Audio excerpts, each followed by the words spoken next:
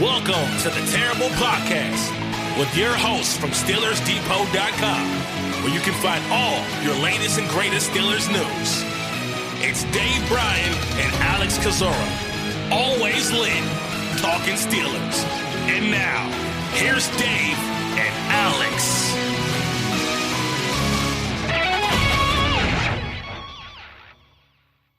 Welcome to the Terrible Podcast, Season 13, Episode 2. He's Dave Bryan. I'm Alex Kozora, SteelersDepot.com. Glad you guys are back with us here on this Friday, entering Day 3 of the Pittsburgh Steelers 2022 training camp, Day 3 of 18 practices. Hoping for a little drier day today. I might get my wish, but Dave, how you doing?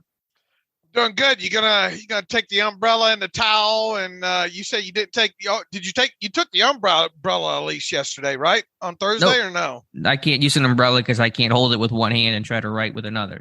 So you go out there and sit in it. You just got wet, huh? Just got wet. Yep. I tell you, looking at some of the pictures that Tim Rice took, boy, it was coming down. It looked like at points there and all. So hopefully you'll get a little bit more drier weather out there today, but regardless, you've already got the media world turned upside down. Official stats, Alex: 2 practices, 2 media members pissed off at you. Congratulations. We're trying to go 3 days in a row, so hopefully we can get something after today as well. I mean, the only stats I've even tweeted is some of the completion numbers and attempt numbers on day 1, which everyone else was doing in terms of the first media or the first team session. They were giving out camp stats there, so I give out the same stats. You're not allowed to do it though.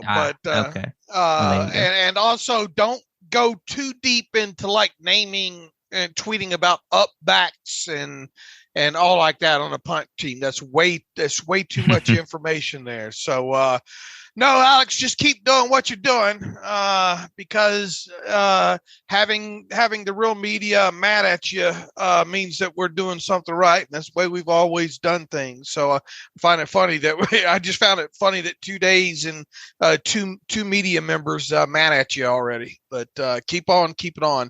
All right, with training camp, obviously we're doing the nightly recaps special edition podcast. So we don't want to go too deep into that, just regurgitate kind of the things that we said. But how about more of just an overview so far? Offense, defense, and things that have kind of stuck out to you through 2 days of camp. To just whet the people's appetite who maybe have not listened to those special edition podcasts.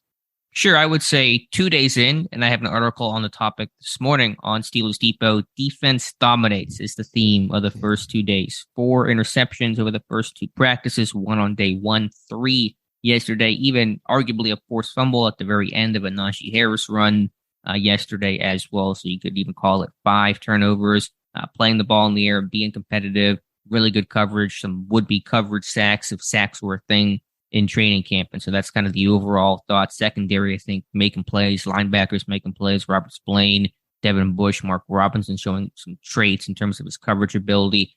Offensively, it's all in the quarterbacks, obviously. No one's been tremendous. Mason Rudolph has been the best of the 3. If you just went in with an empty, clean slate and said, which guy's been the best over the first 2 practices, Pickett, not a very good day yesterday. But again, long process, not trying to draw and jump to any conclusions after 2 days that are very similar in OTAs in terms of less time, no pads, lower energy, stuff like that.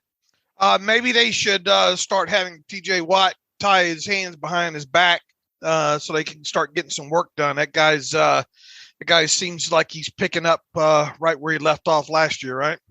Yeah. Did he have a deflection yesterday? Did you read anything about that? It looked like he batted a pass. Yeah, I thought I saw something somewhere on that. Yeah, because I got my vision obscured on one throw that somebody made. I knew Diontae Scott had a deflection on a boot yesterday, but Watt was excellent day 1, pressure, blowing up runs, and again, I think he had a batted ball yesterday. So TJ Watt doing TJ Watt like things, no surprise there this time of year. All right, and explain to people they were a little bit further away from you yesterday, right? During the Thursday practice. Right. You can see that. And I think in some of the photos I tweeted out, they practiced on the turf field and it just didn't know if they were going to come back or not. And so I was a little further away than usual, but still made it work. But hopefully they'll be back on the main field today. All right. What's been the things that have probably have most surprised you? Just overall, overarching two combined practices. Anything that's got you really say, man, I'm really surprised by that.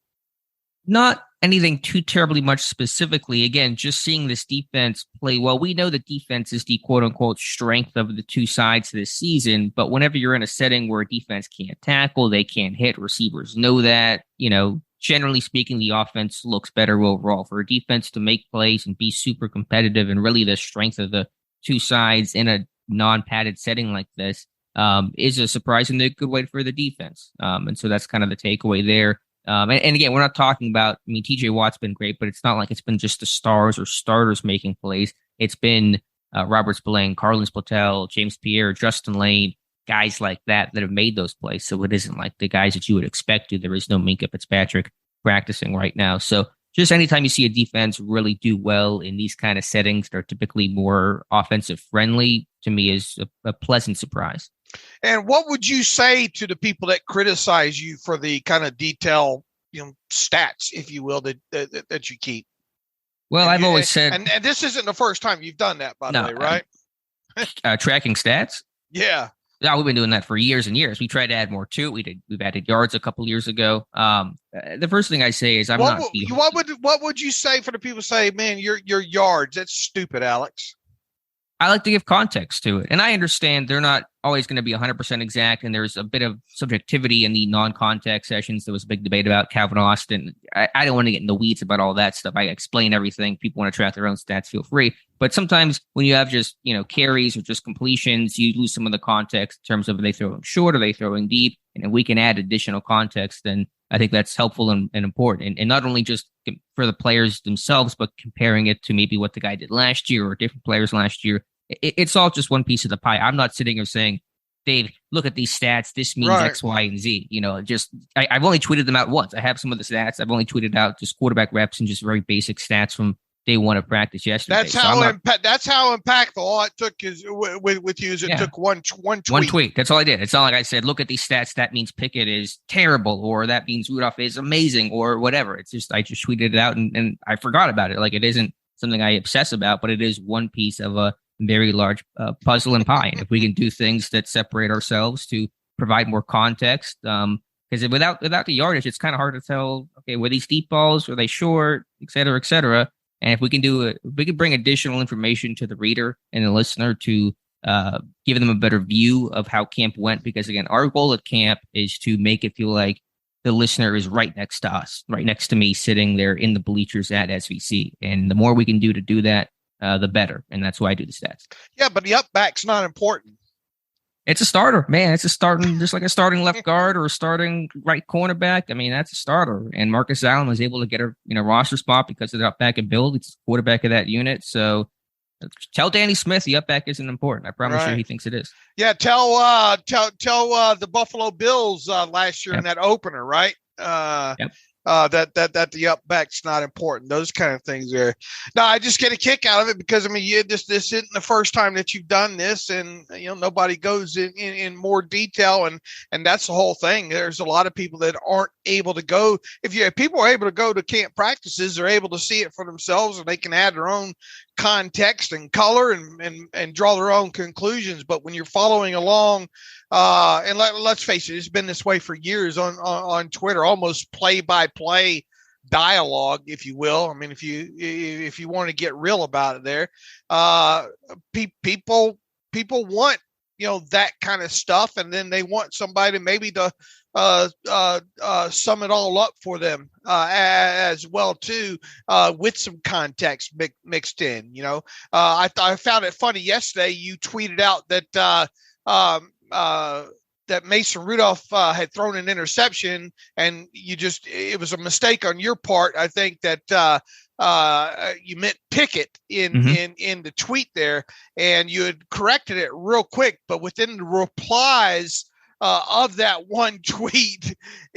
There was a lot of initially when they thought it was Rudolph, everybody, oh, no surprise, kind of shocker, that kind of stuff. And as soon as you changed it to Pickett, it became, well, they got him playing with a bunch of bums. Is that what happened? I didn't even see the replies to it. That's so funny. Yeah. It's funny how people already have their minds made up, and it's not a surprise, and it's not a big deal. I mean, those who follow along the way they probably should know you don't read. Heck, one of your terrible takes, I think, right before this thing got started was don't read too much into this. Mike Tomlin said, don't judge this quarterback competition by every throw. Now we'll track it, we'll talk about it, but I'm just sitting back enjoying it right now. Be honest with you, I don't really, until I see these guys in person, first preseason game, it's hard to draw any conclusion on it, because you and I can watch the same quarterback, Alex, and this has been proven even throughout this past two off seasons when we've kind of judged these quarterbacks coming in a draft and all. You can get two different opinions of kind of what we see there. So anyway, I just found it interesting that some people already had their minds made up about this thing, and I think a lot of people are really biting their fingernails 2 days through camp for the narrative, if you will, to be that Mason Rudolph's probably been the most impressive of the quarterbacks. I'd like to pretend my tweet was a great social experiment to just test Steelers Nation, but I just screwed it up and wrote the wrong name. So I apologize for that, but that's a funny way to conclude. You make mistakes? I am mortal. I am camp mortal. But yeah, again, it's 2 days. It's on at least wait for the pads to come on. And even then, the evaluation is going to be tough for the quarterbacks, and everyone knows they can't get hit. That makes your quarterback life a little bit easier, but at least wait till there's more physicality in terms of the receiver, defensive back play. I'm not concluding much of anything 2 days in, other than to say that it's not been a great start for Kenny Pickett, but it's just that he could have a great practice on Friday, and we could talk about, man, Dave, Kenny Pickett, he just needed a couple days to kind of settle in and just had a couple of great plays. I mean, who knows? And so I'm not freaking out about anything so far. All right, here's the other thing. We got some breaking news here. The defense is probably going to be better than the offense throughout camp. Glad I was sitting down for that one. But again, I mean, I'm not surprised by the defense playing well in that more general sense, but whenever you're seeing some guys lower on the depth chart make plays, and when you see it in the non-padded sessions, whenever you think the offense would have all the advantages in the world, to still see the defense play well says something to me in a really good way. All right. How about the health of the team going into Friday with 2 training camp practices complete?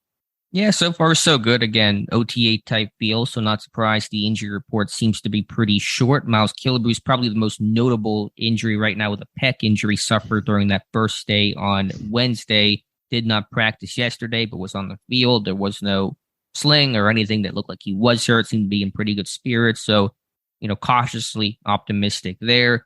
Let's see. Pat Frymuth did not finish yesterday's practice. We'll see where he's at today. If he misses a day, no big deal overall. Larry Ogunjobi not working in team, just still working in individual work, kind of ramping up overall. Believe TD Moultrie's back. I'll double check that today. And then Diontae Johnson may be a good lead in on that hold in there, where he's there, but he's not practicing, and anything outside of some more limited individual positional work, even when the receivers were running on air and running routes with quarterbacks. Johnson not working in that, just working in the line drills with the receiver group.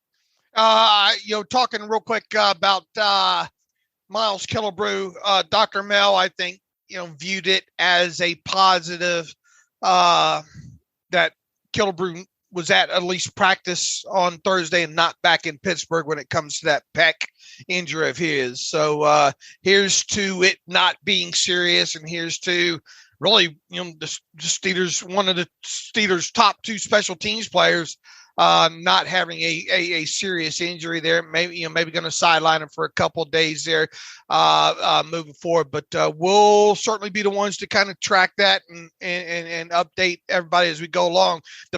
One of the big takeaways is here we are 2 days in camp, and at least we got, unlike last year, we got the starting 5 offensive, or starting 6, I would say right now, right? Sure.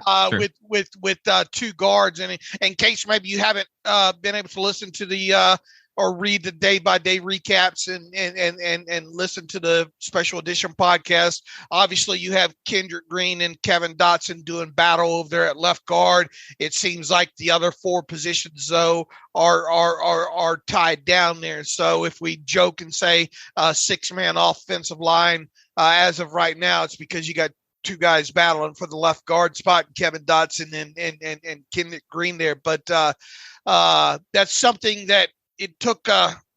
It might not even happen. Maybe it happened right before camp broke last year at Heinz Field, but it seemed like one of the big storylines coming out of camp last year is, man, it'd be nice to be able to get whoever's going to be the starting five to work together.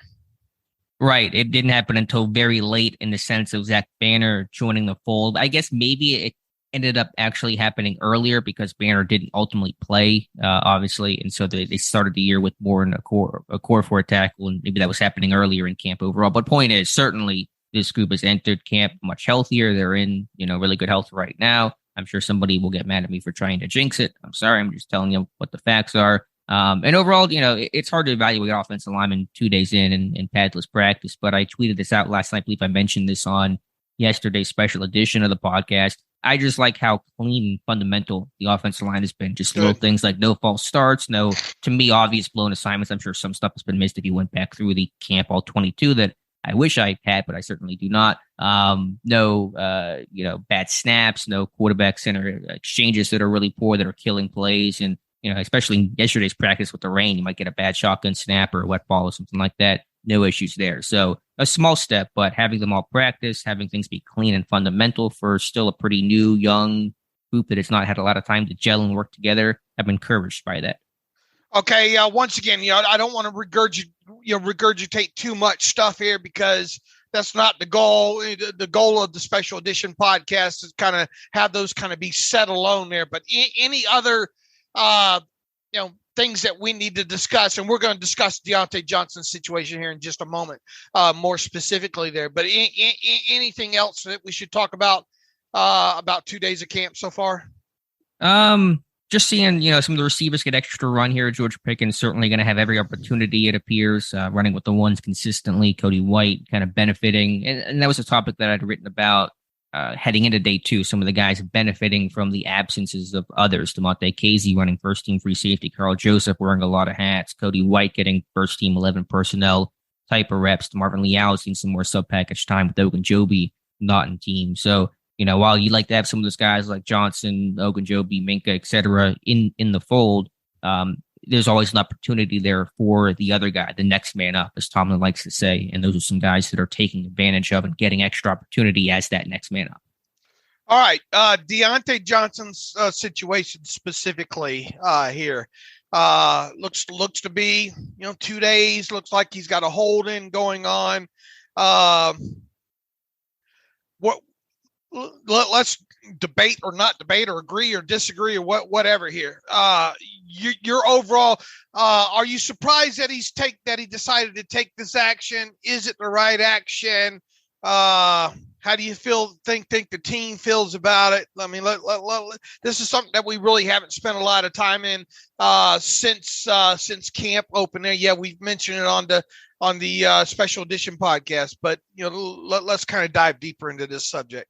Yeah, I suppose I hadn't given it maybe as much thought because I've been just so in camp mode and I kind of get the blinders on this time of year. I was a little surprised by it. I thought maybe, he would, because he showed up for OTAs and went through some of that stuff. So kind of seemed to signal, okay, he'll go through camp and, practice normally and still want the extension, but, won't do the hold-in type of route. I understand why he's doing it. It's become commonplace. He saw TJ Watt do it last summer. He saw Micah Fitzpatrick do it this spring. Both those guys get deals. Receivers around the league have, threatened to hold out or have missed time. DK Metcalf, although Metcalf just got paid. We'll talk about that in a second, I'm sure, what's happening with Deebo Samuel in San Francisco. So I'm not surprised by the hold-in. It's become pretty commonplace. I always just go back to the question of, well, what if this thing doesn't happen or doesn't happen until very late in the process? Is Johnson willing and prepared to basically not work at all this summer and just start practicing week one against the Bengals? And now TJ Watt essentially did that last year. And so you could argue that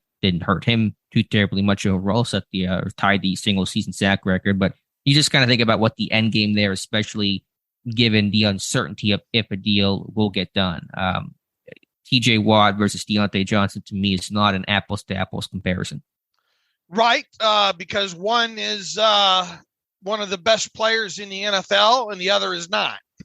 Right. And it's also just the likelihood of a deal getting done. Watt, you knew was going to happen, just a question of when. Johnson is a question of if it'll happen at all. But that's our look at it from the outside of thinking that it's, not going to get done. Right. Yeah. Well, I didn't say, I say, I don't know. I mean, it's fair to say it's far less certain that Johnson gets a deal as opposed to, because Watt was like 100%, like 99. At least from the speculating from the outside of it. Right. Yeah. I mean, true. But I think it's, even if Johnson does get it done, like even if it's 60%, that's still lower than what Watt was at last summer. Right. I think the poor kid's in a rock and a hard place, man. I really feel for him. I understand where he's trying to come from in this. I mean, you got another one that joined that long list of the 20 million club, if you will, of wide receivers that have gotten paid this offseason in DK Metcalf. It's got to be frustrating for him, for real. And I understand what he's doing here.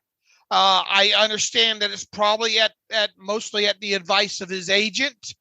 On top of it, if his agent said, "Look, I think the best thing for you is to get out there," I think he probably would do that. I think he said as much there, kind of ahead of that first practice there when meeting the media upon arrival. And some will say, "Well, yeah, well, you can't listen to everything that your agent tells you." Well, if you're in that boat, then you have the wrong agent. In my opinion there. I just think he's really in a tough rock and a hard place here. I don't know how much is going to help in the negotiation process. In fact, it's not, if we're being honest here.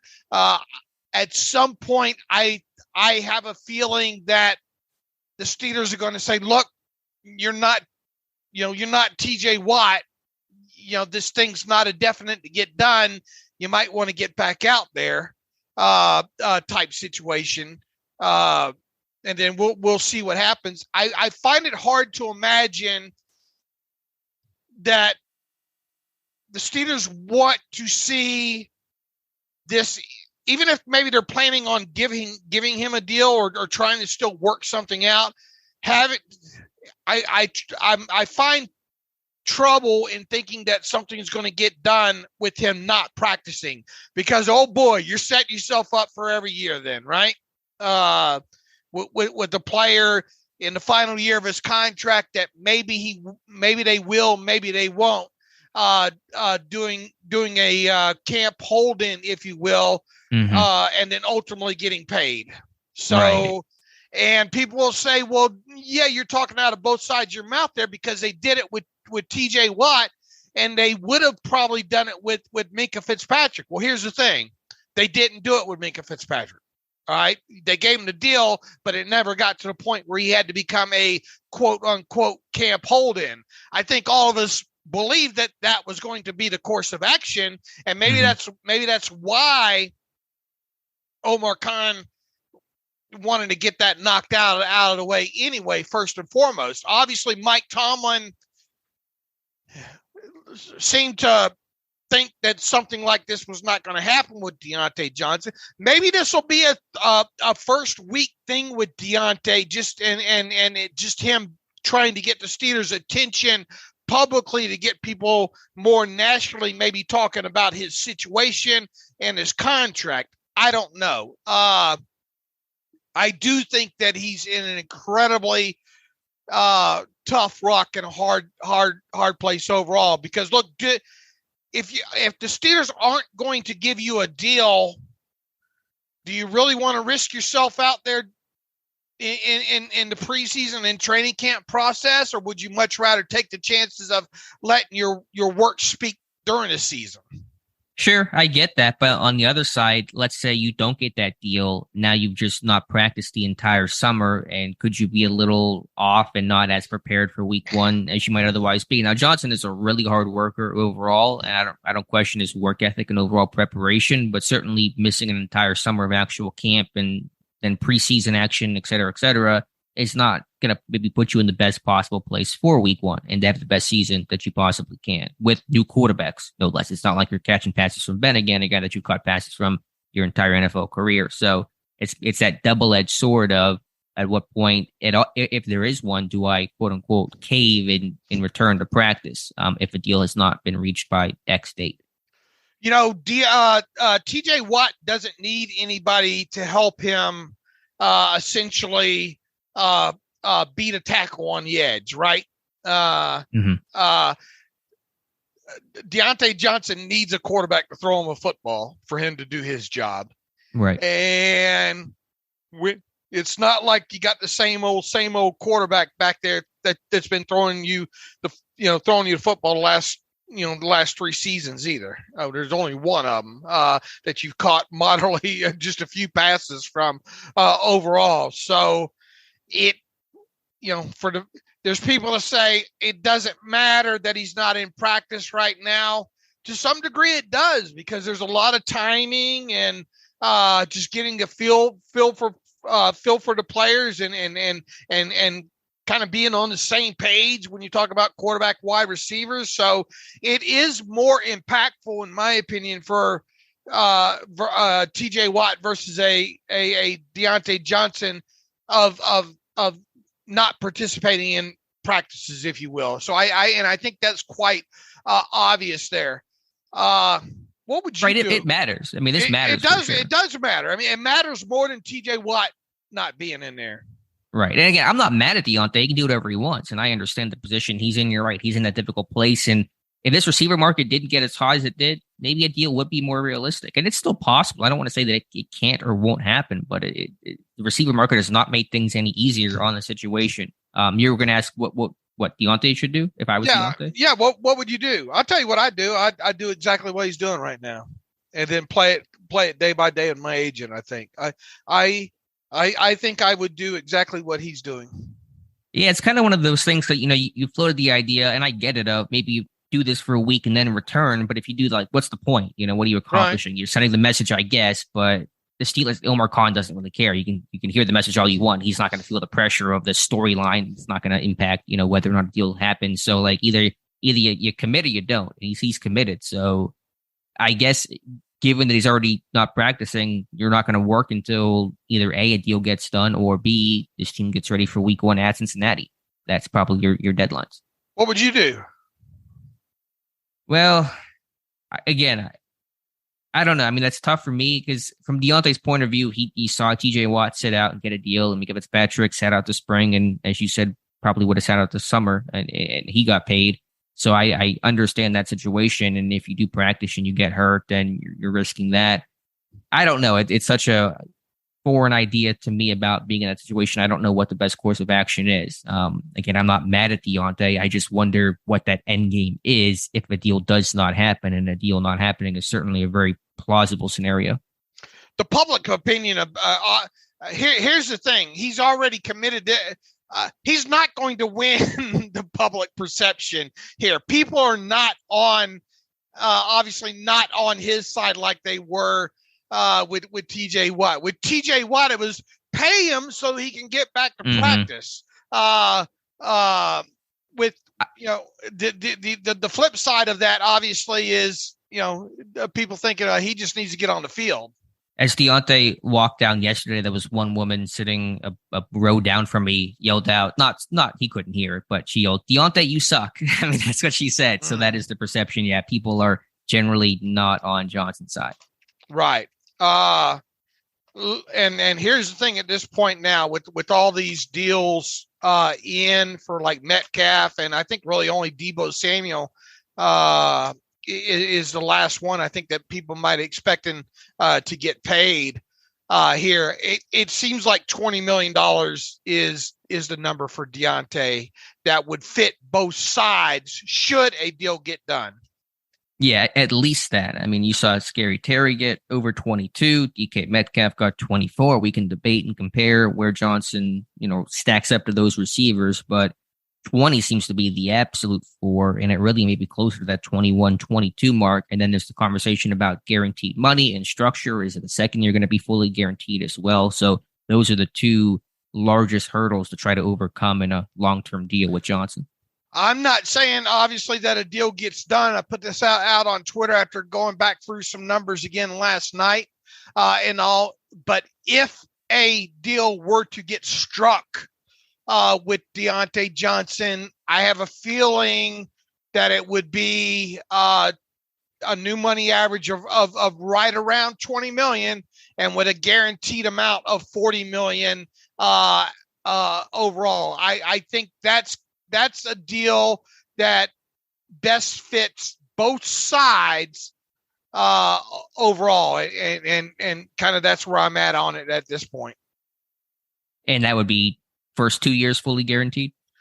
Basically, yeah. Okay. Yeah. I mean, because and here's the other thing is, if they were worried about the length of the contract with Diontae's side, there's no way that deal could get done, I don't think, unless it was 3 years on top of what he has now. So it would have to be a 3-year additional extension, and not because I think Mike Williams' overall deal was 3 years in total at 20 million per, with 40 million guaranteed there. So that's exactly where I think it would have to at least be a 3-year extension with Diontae Johnson and $20 million new money average with at least $40 million guaranteed.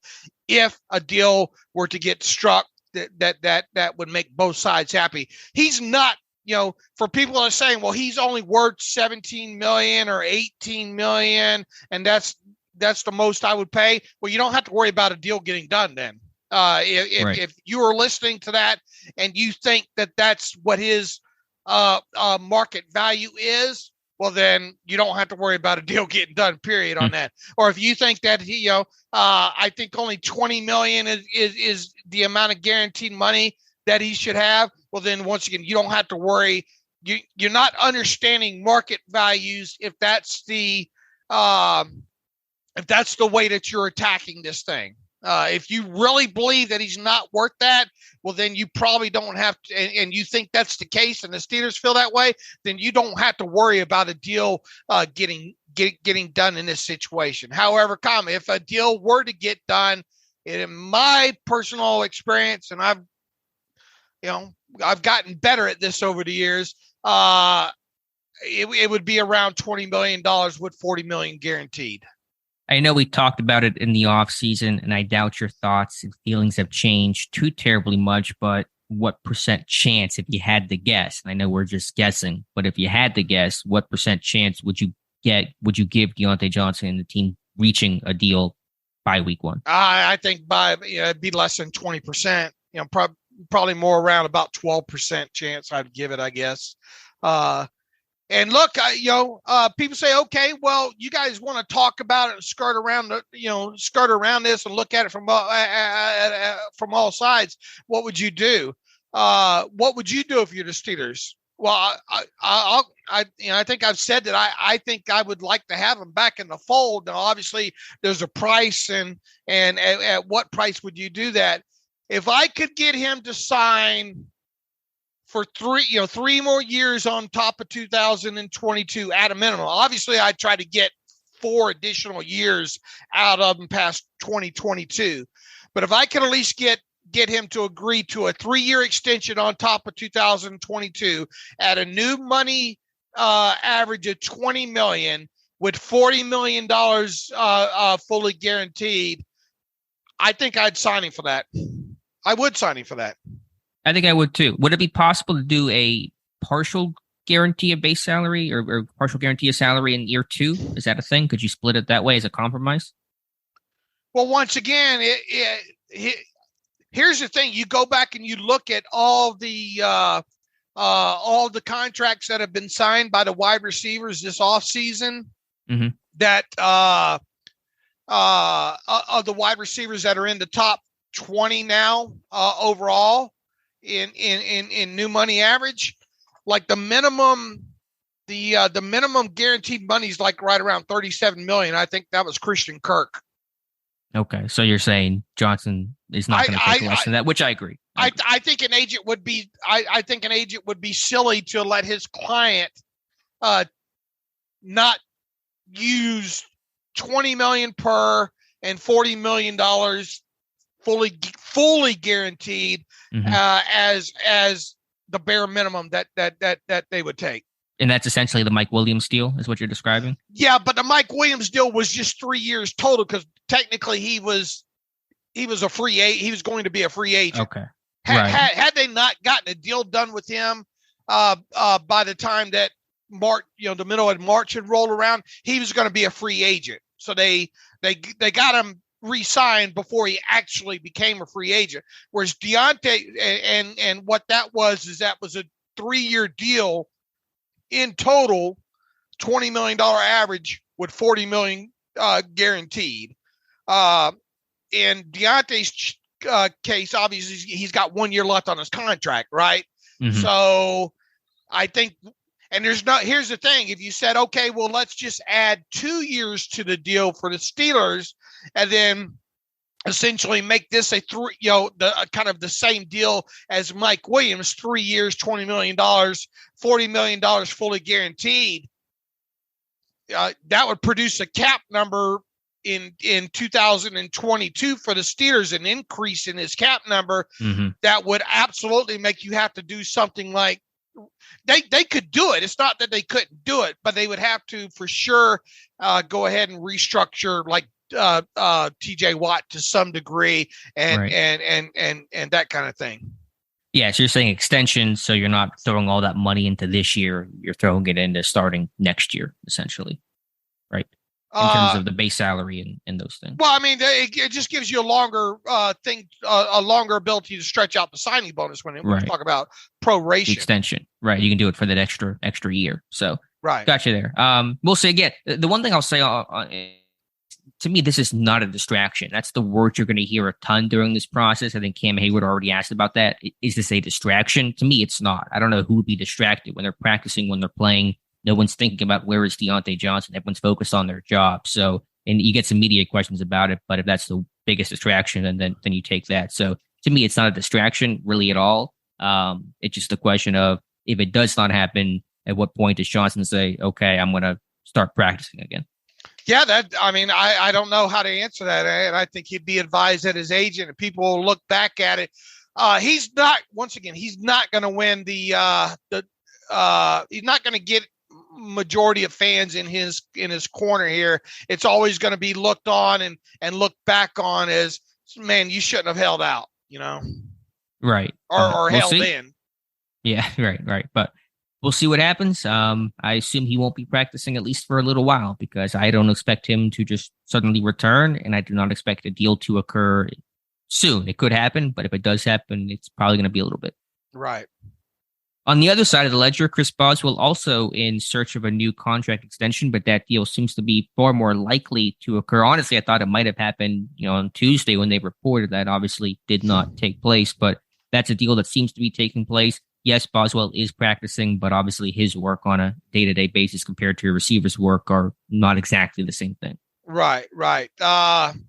It's only a matter of time, and I think he said as much during a media session on Thursday. It feels like the TJ Watt thing, right? It's going to happen. It's just a matter of when with him, and who knows with Omar Khan, calling the shots. Now, if you go back to look at the last time that he signed, it was late in August when the last time that Boswell signed his deal. So, and that really doesn't mean anything because you obviously had a different regime, if you will, or shot caller in Kevin Colbert in place at the time there. So who knows? But barring some huge surprise happening, it's going to happen with him.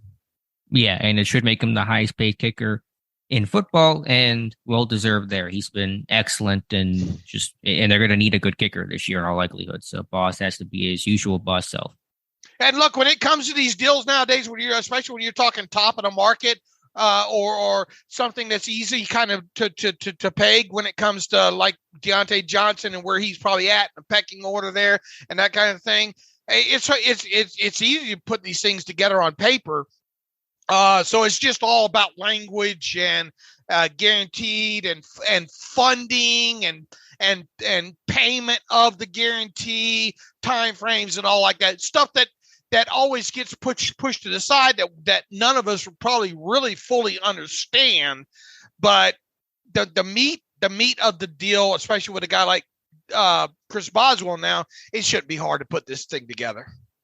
Right, though it will be tricky because I'm sure that the Steelers will have to put in for Boz that 4 hours of independent study a week clause. We'll see. We'll make sure Boz is watching the tape there. Now, that's a crazy thing about the Arizona. Have you ever heard of that happening with the contract before? I can't say that I have, and then on top of it, I can't say that I've seen something like this where they attempt to put the toothpaste remove it. Yeah, can you do that? Can you just start removing language from a contract that's been signed? I mean, obviously you have to. I mean, there's legalities and there will be lawyers. There were billable hours on that one for sure. Yeah, I mean, you got to have that documented and signed off on, and like a mortgage where they ask you to initial at 80 different spots there. Well, we had to change this addendum up. Can you initial here and sign here and put a thumbprint here and all like that? What a mess, man. Look, here's the thing. If you have to get anywhere close to where you have to even put something on an addendum such as like that in a contract, are you sure you signing the right guy there? Right? Yeah. $230 million deal. And also we're going to contractually require you to trust film because we don't trust you to, or to watch film because we don't trust you to not watch film without the clause being in there. I think he's an exciting player. I do. And I just don't know if that, I gotta be honest. I'm not sure I would have given him that kind of money fully guaranteed. They were in a rock and a hard place with him too, because he wasn't overly happy, right? Right. No, yeah, there was the whole Instagram stuff this offseason, and certainly he wanted a new deal, but to have that clause in there to say that this is our guy, but also we need to make sure that you're watching film, they don't seem to go together. So wild situation there, and I've never heard of anything like that being placed in the contract before. I've heard of other stuff, clauses, Ben, the motorcycle thing. Was that real? Was that an actual clause in the contract that he couldn't be on his bike, or there were certain limitations about that? I would imagine some sort of addendum of outside. It's been so long ago. Joel Corey might remember more of the details related to that stuff, or know more about the details related to that stuff than obviously I would there. But if you got to get in a place once again that you're having to talk about that kind of stuff, then maybe you should think twice about giving out that kind of money to a player overall. And man, now it even looks their statement alone, because of the negative attention it feels like they're just trying to put the toothpaste back in the tube, so to speak. And yeah, that it's just a bad look by the Cardinals overall on that. Look, I hope nothing but the best for Kyler Murray, but I'm not so sure I would have given up that kind of. I'm going to go out on a limb here as well too, Alex. Should the Steelers get in a position several years from now where it becomes even remotely talked that Kenny Pickett should they or shouldn't they? I mean, if we even get to the point where we're talking should they or shouldn't they with Kenny Pickett, that probably means some good things have happened, right? Mm-hmm. Yep. With that, so here's to hoping that we get into those kind of discussions, and hopefully those discussions are slam dunk. Hell yeah, they should. But I don't think. I'm going to go out on a limb and say that Kenny Pickett's not going to be changing headers on Instagram or Twitter, or removing, unfriending the Steelers on social media, or removing the Steelers from his bio. I'm going to go out on a limb with that prediction. I think that's a safe prediction. Yeah. Pickett is a very cool, calm, collected rookie. I mean, of course, being in the Pitt media already, being a starting quarterback for several years. So, again, we talk about maybe a bad day yesterday. He's the guy that I can tell is not going to ride that emotional roller coaster. He's just going to put that day behind him, go to work, and try to be better the next day. And so you appreciate that. But yeah, with Murray, when you give a quarterback $230 million, you're supposed to celebrate that moment and say, this is a great moment for our franchise. This is our guy going forward. And yet there's been no chance for Arizona to celebrate that because it's been marred by this clause in the contract. So I think 230 is a bad number for quarterbacks. Deshaun Watson, Kyler Murray, it's not bringing a lot of celebration there. It's bringing a lot of just controversy and other storylines. So stay away from 230, I think, when it comes to paying quarterbacks. All right. Speaking of quarterbacks, and with about 15 minutes, we're going to try to keep this show to an hour today, folks. Speaking of quarterbacks. That we have to talk about this. I really we have didn't want to. Yeah, okay. we have to. Go ahead. All right. Well, Ben Roethlisberger speaking, and this big back and forth there would all stem from Ben speaking with Ron Cook of the Post-Gazette. I don't know, about a week ago, days run together for me, talking about how he feels that the NFL players in the NFL world has become more me first and more selfish, and it wasn't back like I played in 1973 or whatever he said. And so Cam Hayward, on I believe it was his podcast, Not Just Football with Cam Hayward, responded and said he disagreed with the assessment, didn't want to make it a shot at Ben, but didn't see that selfish point of view that Ben saw. And then, of course, inevitably, Ben goes back on the radio yesterday with WDVE and tried to walk back some of the statements there. And he said that he's talked with Cam in the past about something related to the topic of the culture and things like that. It's really, to me, a nothing story overall. And it's just kind of now being just perpetually spun up because each side is now responding to the other side in a cycle that could go on forever. And we're 2 days into camp. Yeah, I mean, football's finally back, and this was like a dumb June 11th story, not July 29th. Now I don't know how this is obviously going to be received as Dave hates Ben still and all like this. I love Ben. I will always love Ben, but I put this on Twitter yesterday and agree or disagree. Ben gets a kick out of starting fires and then going back home, putting on his fire gear, getting on the truck, turning on the siren, and then coming back and putting out the fire. That to me is the single best way to describe this. I don't think Ben's handling not being not being I don't think he's handling retirement well so far. I thought he liked golfing. Right. This isn't just a go away Ben. I mean, obviously important to the franchise and going to be forever talked about. Going to be a long time before anybody's not talking about Ben Roethlisberger there. But I have a feeling this is a sign of things to come when it comes to him. To be quite honest with you, I think he enjoys the opportunity to be relevant in media circles. I think he likes the back and forth and the giving the stuff that can be taken out of context and then going back and telling everybody it was taken out of context. I really think he needs that in his life. And I think we're going to continue to see some version of this Ben moving forward.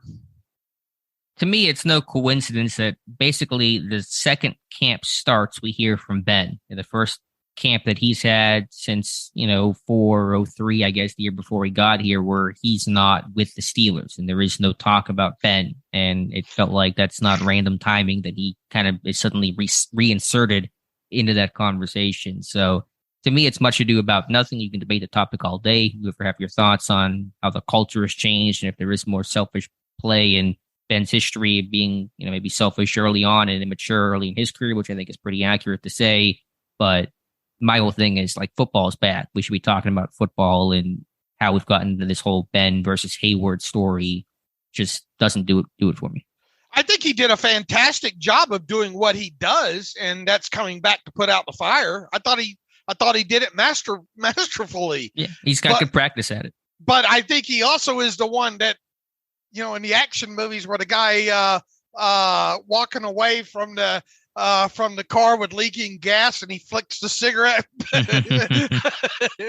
He is a master of that as well too. And if you're listening to this and you're not laughing and you think, man, Dave's just being an asshole here, well, then you're not paying attention. You haven't been paying attention all along here, because that's been passive aggressive Ben is really the most entertaining Ben, in my opinion here. But I don't think we've seen the end of this, Alex. I think this is going to be something that every couple of weeks, Ben's going to be asked to go on the radio or come in studio. Heck, tonight he's throwing out the first pitch, isn't he? Yeah, I think it's the Yinzer Palooza at the Pirates game where Lord, some big night. So yeah, that's pretty funny. I mean, I think this story's now officially dead, and thank God for it. But you're right. I don't know. I think we'll hear Ben occasionally until the next one. Yeah, but I think this particular topic about Hayward and Ben's comments, I think that's finally burned out after like 3 or 4 news cycles. I think he's gotten, and look, he knows they're going to eat it up. We eat it up. As soon as the tweet came out from, I think, Randy Bauman, that Ben Roethlisberger, and we try to peel back the curtain as much as we can with what we do, what we talk about, what the staff does, and that kind of stuff there. I mean, folks, as soon as Randy Bauman tweeted out that Ben Roethlisberger will be on the show 9:00 Thursday morning, I put that into DMs and something to the degree of, oh God or Christ, or I don't know, something like that, because we know we have to cover it, and write and talk about it. That's what we do. If we just sweep this underneath the table, then we're not doing our job there. But I don't think we're done with it, Alex. And as much as it was Ben being Ben on the field, I think this is Ben being Ben off the field. Oh yeah, 100%. And again, I mean, we're not trying to like be hyper critical of Ben. I just wish it wasn't a story we were talking about as football is finally back in returns. And will this be every couple month thing? It certainly might. But let me just say one other thing, and this is going to sound like the Ben bashing hour. Ben's, Hall of Fame quarterback, done so much great for the franchise. Pittsburgh will miss him in so many ways. But one thought I had, and maybe I'm alone in this, I don't know, I haven't asked other people, but just being at camp, the first camp without Ben, it hasn't felt that weird. I thought it would feel weirder without Ben being there, but it just kind of felt like, yeah, he's gone and that happened. Like it has not felt as strange. I don't know if that means anything, but that was just a takeaway that I've had 2 days into camp. Relax, hold on. You'll feel it when we get in the season. Oh yeah, I'm sure. But I guess maybe because it's just like the games don't count right now. Whenever that first interception happens. I'm kidding you, of course. Look, I mean, anybody, and look, I'm sure you can attest to this. You're seeing what? A lot of Kenny Pickett, a lot of Najee Harris jerseys out there, right? Yeah, a fair amount of each for sure. It's definitely some Pickett. And so, I mean, I think collectively Steelers Nation is kind of moved on in that sense and accepted that Ben's retired and is excited about what this new chapter could be. Right. And because of that is just yet another reason because why we're going to continue to see Ben poke his head up every right. once in a while. And I think you made the good point about Cam Hayward with the podcast, which again, I'm all for. I think he's great. He's going to be in media once he retires, but this trickiness of Hayward of trying to toe this line between, not becoming the headline himself, and he kind of became one of the headlines here. And how do you balance that with a podcast? You want to be authentic and real and say some stuff interesting, but also you don't want to have storylines with their names and getting asked about it every single week. I wonder how he's going to try to balance that. Yeah, I agree. I understand why he's doing it, and what better way to sharpen what he was probably going to be a post and should be, in my opinion, should be a post NFL player career for him. and the better you can sharpen yourself and learn not to stutter like me and know which way to go with interviews and the right questions to answer, and just the flow of media. I think it's absolutely great practice in today's media for these guys to have a podcast and all. Mm-hmm. However, I think that should have been something maybe that he did throughout the off season. Not that I'm worried about it being a distraction or impacting his play on the field.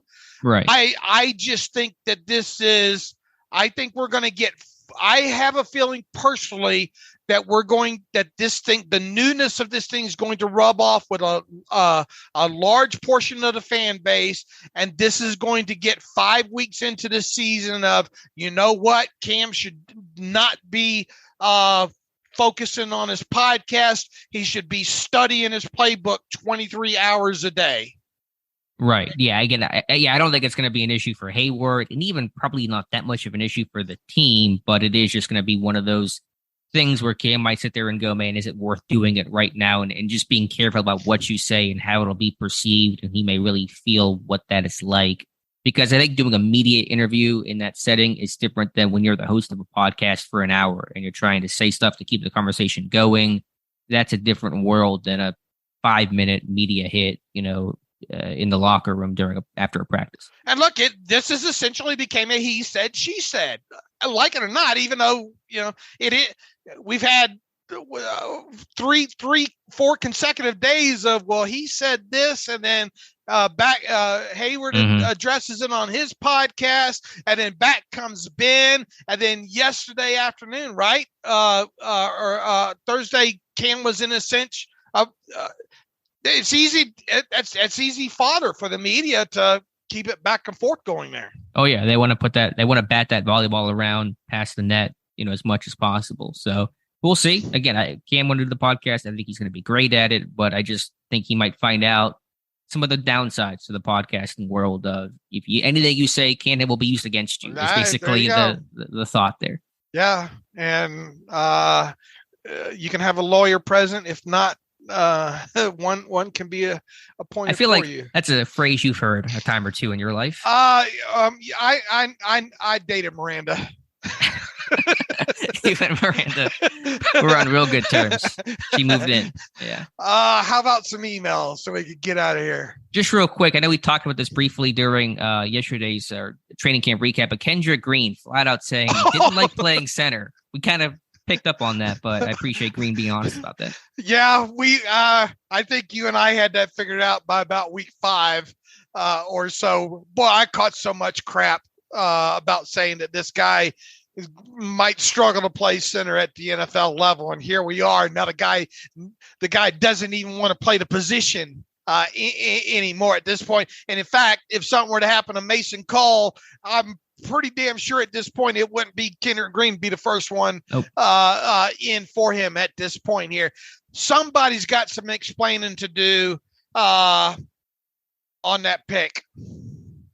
Yeah, I think even at guard he might have been more comfortable and maybe a bit better, but I don't think he was. I don't think he was a day one ready guy. I think he was an underclassman that didn't have a ton of experience, that had a lot of technique work to do, and had some obvious flaws in this game that needed to be addressed and weren't going to be addressed on the fly your rookie year. And then to move him at center whenever Pittsburgh again. Remember, Tomlin had said that they wanted a day one upperclassman, experienced center, and they took a unexperienced underclassman, not day one ready guy. It was just a weird thing. So I think Pittsburgh really misevaluated Green and where he fit best, and they paid the price for it. And now Green's back at left guard, and will he be better there? We'll see. Year 2 just naturally might make him better overall. He'll battle Kevin Dotson right now. That's what's happening, but just a really poor evaluation of Green's game by the Pittsburgh Steelers. I think once again, I think we're going to see some of the same struggles at center that we saw at guard with him. Overall, I sure as hell hope I'm wrong with him, that this guy ends up being, next couple of years, supreme interior swing guy. Because if he washes out of 2 years, that's not good for the franchise, obviously. Sure. But to the have point, a third round pick just wash out that quick. but the point that I've made and you made, I think, on Twitter last night, let's say he doesn't win the starting left guard job. What happens about the right guard position? Because he's working at left guard and probably will work almost exclusively at left guard this summer because he's battling for that spot. They're not going to work him right guard as he's trying to battle the left guard spot. He's never played right guard before. He was a left guard and center at Illinois, mostly left guard, occasionally spot start or emergency fill in mid-game in the middle. So if he's got to be the right guard too, and he hasn't played that, then you're trying to get those snaps. I guess if he were to lose a job very late in this process, that's a tricky situation as well. Yeah, it's the things that people probably say, you guys don't need to talk about that and all like that, but it's the things that I can't help, and I know you can't help but think about, period. Yeah, it's important. It is important because, and if we learned anything about the whole, if we have learned as analysts, fans, whatever, throughout this Kevin Dotson process, is it was a big deal for him to go from a predominantly right side guard at the college level over to the left side. Mm-hmm. What's going to happen, God forbid, if he has to Green has to come in and play at the right guard position? I mean, it's probably not going to go well because flipping like that is entirely different. The way that you step, the way that you punch, your angles. I mean, your angles are the same, but they're to the other side. Everything is flipped. You talk to any offensive lineman, making that change is really tough to do. And he's, to my knowledge, never done it at all before. So is he going to be, if he does not win the starting job, and he may, but let's assume he does not, is he just going to be the backup left guard and that's it? That's not enough value to get your hat on game day. No, it's not. No, it's not. If you want to talk about being a Doug Legursky type player, you better be able to play all three spots. And you got to play at least two, at least both guard spots. Like Dawson, if he were to lose, he could play both guard spots. At least get you out of a game. Yeah. you know? Yeah. And look, I'm not trying to paint Doug Legursky as all that, but Doug Legursky was able to wear a lot of hats. That's what kept him in the NFL as long as he was there. So, and what do? Do you okay? Well, we need a right guard. Kevin, you switch over to right guard, and then you get into the whole movie. And Kevin's like, "Well, damn, I just learned how to play left guard." Right? You know, it's the things that probably we spend too much time stressing and talking about, but it's the little things like that that keep me up at night. And even in that scenario in which you move Dotson over, I mean, you could do that. I hate the idea, and I know that you do as well. But then you're left, like Dotson has not prepared to face that tackle to that side because he's been preparing to face the tackle to the other side, generally speaking. And so he's not ready for that battle either. You want your interior guy. He's practicing for and preparing for any of those spots. He's watching tape on anyone he may face, and it should be just one-to-one replacement, plug and play. And so, I mean, is it going to be, where Green's the backup left guard and Hassenauer's the backup center and right guard? That just gets really messy. So something to think about if he does not win this job. Yeah, we're just bloggers. We don't need to worry about this kind of stuff. We got to leave it. We leave that to the national media guys. Yeah. Let's get to the emails. Go ahead. Yeah, just say really quick. Well, that national media, local media stuff aside, appreciate all the support. And listen, if we didn't get the good feedback we did from what we do at camp, we wouldn't be doing it. We do this partially because I know that there's people that really want to see this stuff, that see the extra detail, the extra mile, the extra piece of information.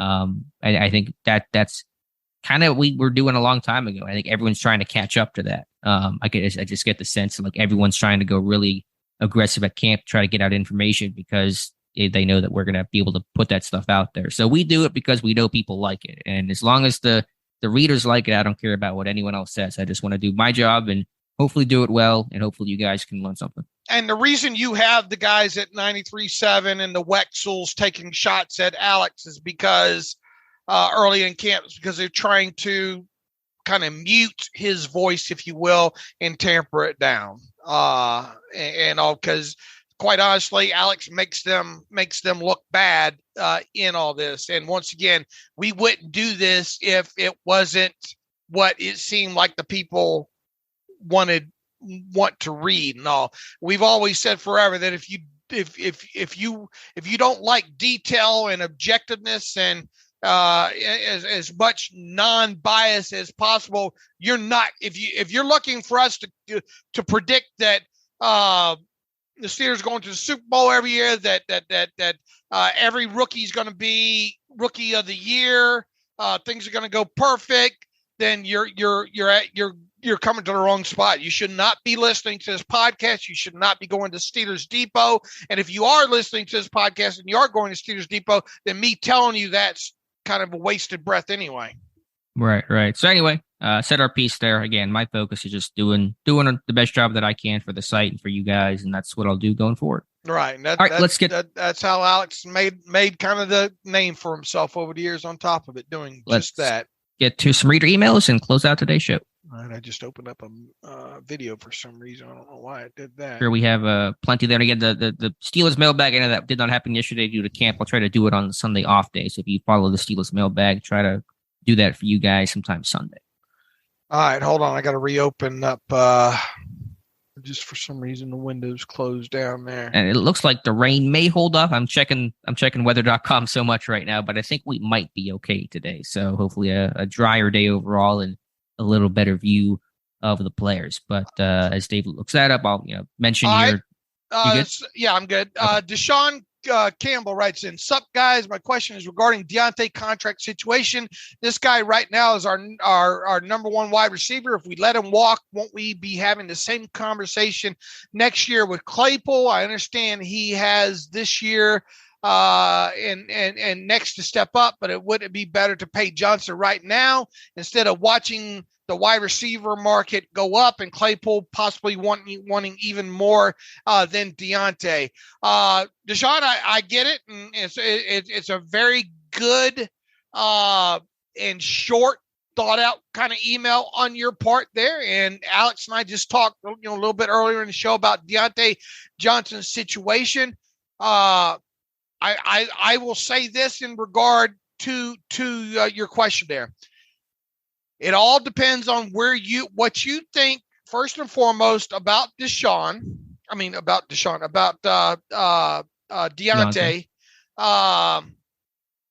and what price you would put on it. I am with you, Deshaun. I think he is a very good look. He's not Antonio Brown. Nobody's going to try to paint him as Antonio Brown. And if you want to be in the class of thinking, well, the Steelers are so good at evaluating receivers anymore, just let these guys come in the door in 4 years, right back out the door. If you want to take that approach, I hear you. Personally, I think this guy separates real good. If it wasn't for the drops, Alex, and obviously that's a big thing, but where would we be at on the narrative on him overall? I think it'd be different. And the drops have been an issue, but I think they've been overstated by the fans because you drop one and all of a sudden it's got this reputation of this guy that drops passes. He drops one and it's, oh my God, it's terrible. I know things got worse down the stretch last season, but totality-wise for last season, his drop rate was very low. Deshaun, I'll end you with this. Is what I said earlier in the podcast. If I could get Diontae at $20 million per and $40 million guaranteed for at least 3 more years on top of 2022, personally, I would sign him to that. I don't think, and it's because to the position he plays, Claypool. Do you think Claypool is ever going to be as good at the Z position as Diontae Johnson is at the X, Alex? I mean, this is a big year, but short answer, no, I don't think so. And we'll have to see what happens with him in the slot. Obviously, Claypool in the slot. Who knows? Maybe Claypool can become kind of the quintessential big slot, if you will. We'll see. But I think there's a lot less likely, even though it's unfair to speculate kind of this far out. I think it's a lot less likely that will be, that Claypool's going to get himself in the spot of should he be a top 20 paid wide receiver. Hopefully he does. I mean, that would be absolutely fantastic if a year from now we're talking about, should he be a $20 million club player? I'm kind of going to bet against that right now, and I welcome him to prove me wrong. And look, nobody has screamed harder for him to go into the slot than me. Mm-hmm. I'm glad to see it. I think, in true or false, what's more valuable to you, a solid X or a solid Z? The X is going to be the higher volume Right. player in terms of targets. I mean, they both have their value. The Z might make some more big plays downfield, but generally speaking, the X receiver, I think, brings more value because he's going to be in the one-on-one matchups more often. He's going to see more balls overall. He is typically kind of the number one read in your offense. Deshaun, I hope that it kind of answers your question there. But if I were the Steelers, I would be trying to maybe get something done with him. But I do think there's a limit there. I don't think he should be 23, 24 million per year. I don't think it should be, 50 million guaranteed and all like that. I think the line, personally, in my head with Diontae is 20 million per year, $40 million guaranteed on at least a 3-year extension. I would try to push for the 4-year extension. That way, keep them locked up longer. But that's where I'm at on it. And Alex, I would kind of think that maybe you're about the same, right? I am, but I wonder, and no one knows the answer, obviously, would Diontae take that if that was the offer? Because that is less than what the other guys have gotten. And he may not want, I mean, that's a Mike Williams deal, but that Mike Williams deal feels like eons ago, and given just the overall structure, not the extension versus, him about to hit free agency. But I wonder if Diontae would take that, or if it feels like that's a slap in the face to take less than what the last couple of contracts have been. And maybe he will, and if so, then I would say no, the deal should not get done. Okay, you're saying that's the best offer Pittsburgh should make, is that structure? I think trying my best to put on my both agent hat and GM hat. I think the fairest thing for both sides is 20 million per with 40 million guaranteed. What was Scary Terry's guaranteed money? Was it more than 40? Hold on a minute here real quick, and I will find it. I think it was more than 40. But I don't. Some of them are running together here. Right. I don't want to give the wrong number here. Okay. Fully guaranteed, I think, was 34 million in there. So, and the total guarantee with injury and everything, I think, was 53 million, right around in there. So, and Christian Kirk got 37 fully guaranteed. So I don't know. Maybe you could talk them more into a lower guaranteed of around $36 million. Or you could say the 40 and say your average is going to be lower than Scary Terry's, but your fully guaranteed is going to be more than what he got. Maybe that's the way to convince him to sign that. And well, I mean that would be the 20 million per and the $40 million fully guaranteed. Right. The fully guaranteed would put him higher than Terry, but the average yearly value would put him behind Terry. Right. That's what I'm saying. Like that's the compromise there, is we can't get you to the 22 something that McLaurin has, but we're going to get you above the guaranteed money. So maybe he would take it if you look at it that way. It's like that's the compromise, the middle ground, because that's how a deal gets done. They find the middle ground, and that may be the place to go. Right. So we'll see. Obviously, I don't think the odds are in his favor, but we'll see. The Steelers could definitely get it done with him if they want to. They can make it happen there. All right, let's see here. From LCW, right, saying, Dave and Alex, I remember last offseason we all thought the team was stacked at D-line. Some of us even questioned the Loudermilk selection and if he would make the team because we had so much depth. Then we all watched the wheels come off, partly due to injury, but quite a bit due to poor play from depth players. He says, I'm not asking you to predict injuries, but do you see a position group this year that gives you the same vibe? A group that looks great on paper, but might end up being a big weakness. He says, personally, I'm a little worried about wide receiver. If Diontae doesn't get his contract, will that get in his head and affect his play? Much in the same way that the Pro Bowl snub last year seemed to mess with his concentration. Will Claypool give us more of the same catch and fall down routine? Maybe the rookies play like rookies. Boykin and Gunner give nothing outside of special teams, and none of the young veterans step up? ? All this with a new quarterback too. Let's I don't want to get into the second part of that because you went outside D-line. All I can say is I think if this D-line stays healthy with the guys that we potentially think are going to be in there, I think they're going to be fine. But if you get an injury or two within that, and or if Larry Ogunjobi isn't the guy that you thought he was going to be, then I think you're going to get into trouble real fast and be back in the situation here. Look, Cam's got to stay healthy. I don't know about you, Alex. I'm getting a sinking. I got a bad feeling about Tyson Ottawa. I hope that was my terrible take on Thursday there. Getting a bad vibe on feeling about that. I hope he's able to. I hope they don't rush him along, and I hope he can outrun Father Time one more year.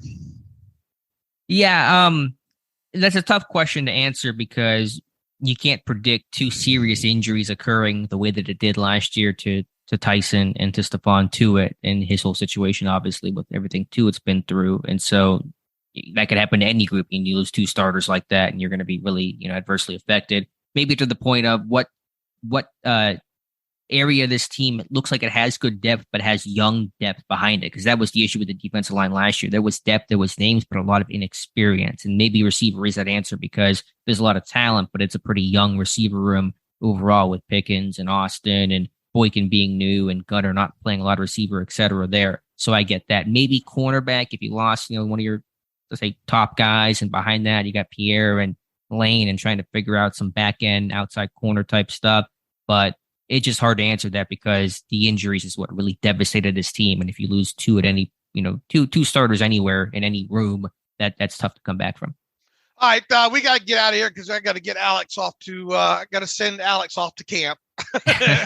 You packed my my peanut butter sandwich and my orange slices and all that, right, for me, Dave? Right, and your Capri Sun. You cut the crust off, right? You got to cut the crust off. Yeah, I did. Okay. Thank you. You're not that person, are you? No, I'll eat the crust. I'm an adult. I'm a man. Yeah, I'll eat the crust. You sound like I'm 50. I'm a man. Or I'm 40. I'm Mike Gundy. Yeah, I'm 40. Yeah. I'm 40. I'm a man. Josh Baker, I got your email in here. He's the one from York, PA. He's got a rebuttal, and I will try to get to that on the next show and all like that. Listen, thanks for listening to these shows. Thanks for listening to the special edition podcast. Thanks for following along on the site, all that. Make sure you follow Alex, the camp stats guy, on Twitter at Alex_Kozora. Follow the show at Terrible Podcast. Email the show, theterriblepodcast@gmail.com. If you want to donate to the cause, then why the hell would you want to do that? I mean, just out here causing problems. But if you want to, SteelersDepot.com, hit the donate button. Also, if you like an ad-free version of the site, SteelersDepot.com, hit the ad-free button, upper right navigational bar. Alex will have his daily wrap-up diary post from camp later on this evening. We'll follow that up several hours from now with another special edition of the Terrible Podcast Training Camp Edition. So within all that, as always, thanks for listening to the Terrible Podcast with Dave and Alex.